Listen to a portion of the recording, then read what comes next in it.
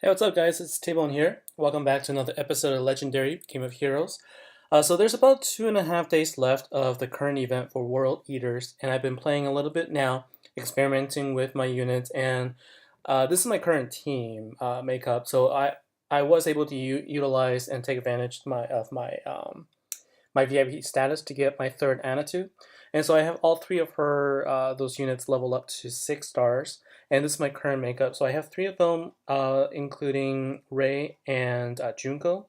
And so kind of wanted to compare the two different team makeup depending on who you have. So if you have the previous event, cards from your previous event where you have Hideki, Vulcan, and Junko, you might actually want to consider using this makeup if you only have two Anatu.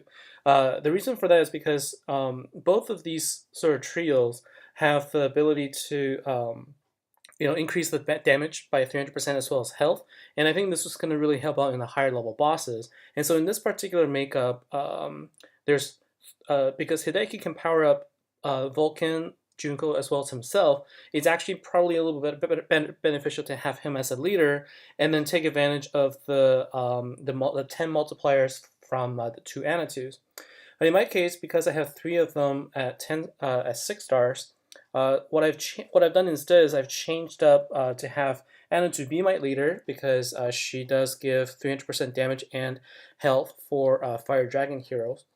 And then I included Ray because of my staff. Again, just a reminder, this increases Ray's attack and also creates a Fire Power Gem 3 on turn 1. This really helps out with the Jade Dragon. I will show that a little bit. And then Junko because she's the next unit in my fire-based heroes that has the highest damage. So what I want to do in this episode is to just kind of go over some of the bosses and some of the strategies that I personally come up with to help defeat them using less keys. So let's go ahead and do that. First, let's talk about the Sharptooth Wolf. So I'm at level 64, and up to this point, I'm able to mostly defeat him using one key, and I'll show you how I've done that. Just again to illustrate again, Anatu also has the skill for counter skill to dispel lodge. I actually I don't think I noticed that fact in the last video, and it's really helpful here because that is exactly what the big bad wolf or the sharp-toothed wolf casts, and that is dodge. All right, so let's go ahead and use one key, and we'll talk about how I sort of focus on my strategy here. Now, I am taking advantage of the fact that I get a power 3 gem right off the start. So my focus is to try and get a power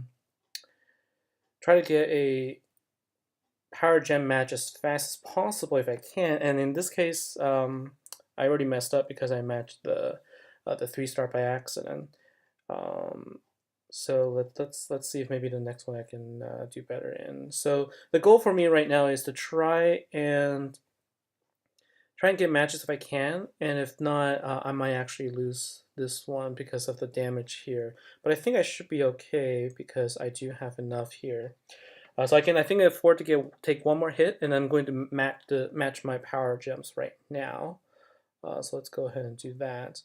And another thing that you want to try and do as much as possible is when you match your power gems, if possible, you want to also line up your other fire gems to be close enough, because even after you've matched them, you could still line them up to do like a 3 in a row, 4 in a row, and that gives you additional bonus. All right, so here I was able to take out the wolf with one key. I was lucky in this case. I was able to match another power gem here.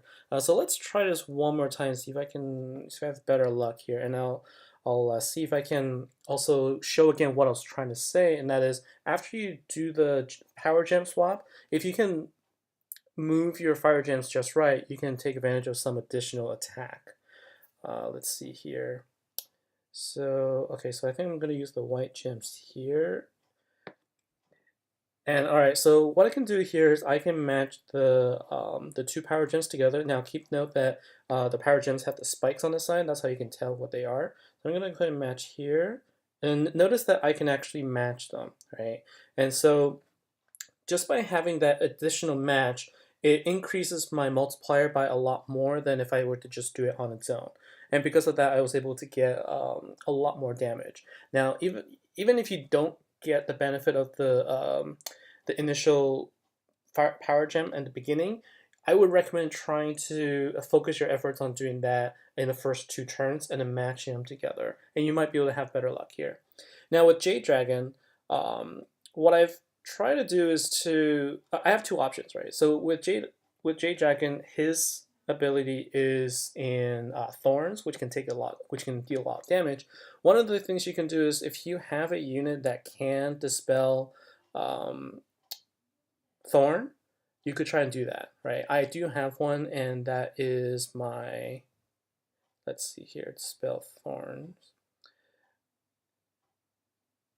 And that is the beast unit, but it's a water unit and it's only at 4 stars, so I basically get 0 damage. So the trade-off is I lose 1 unit that can deal a lot of damage, or I take the damage from Thorns and then have less attack turns. So in this case, this is what I do. So I focus my first effort, because of the fact that I have a power 3 gem from the beginning, I focus my first turn on trying to get a power gem of another color, if possible. And so let's see here. And if I can't do it in the first turn, then I try to do it in the second turn. The idea being that I don't want to, do any fire. I just said I didn't want to do any fire damage if I can help it in the second turn, because what happens here is I'll do the attack, and then I'll take the damage from Thorns, and then I'll get defeated. So that wasn't a good illustration of my first point, because I got unlucky that the drop actually matched the fire gem that I didn't want to. So let's try this again. So this is kind of a, it's a risk, but I found that if I could make it work, it's actually pretty cool. So let's see. So so I can make the dark gem work, and let's go ahead and do this. And now this is also where I can take advantage of the strategy I just talked about, where I can match, and then I can also do, I can also match the fire gems around it. So let's see how much damage I deal this time. So keep in mind that this is the second turn, so I will be taking damage from the Thorn, but I should have enough damage output there. So, basically 2 million damage from each of the attitudes. So I would have dealt enough damage even on the first with the first key here. And so this is the strategy I've utilized, and mostly I can get away with using only 1 or 2 keys to defeat the Jade Dragon at level 60s or so. So that's saving me a lot of keys that I can utilize to try and get them up to 100 and above. So these are the two units and what I've tried to do. That's the makeup I have again. Just kind of show you the makeup here. I have Junko. I have Attitude leveled up to 6 stars for all 3 of them. She is my leader. I am using Ray because of the staff, and I have Junko. And I think if you didn't have Ray's staff, you could switch out Ray for one of the other Junko, Hideki, or Vulcan units, because they're pretty powerful as a fire unit. Unless you have another one of the current feature units, obviously use that. But if you don't, and you're just taking advantage of the cheaper units, this is what I would recommend. So hopefully you think you're doing well in this event. Hopefully you're enjoying it. And as usual, thanks for all the comments so far. And let me know what your thoughts are. And take care. I'll see you next time.